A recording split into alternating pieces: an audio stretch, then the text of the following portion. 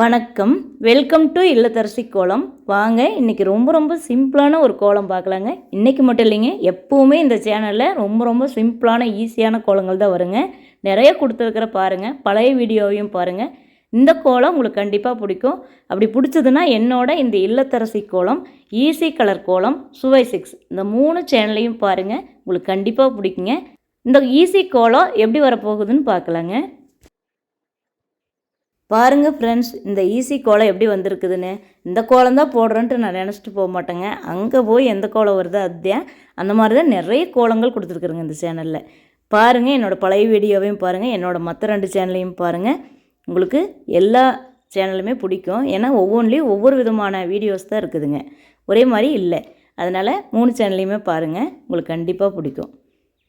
இந்த வீடியோ பிடிச்சதுன்னா மறக்காமல் ஒரு லைக் பண்ணுங்கள். Thank you for watching.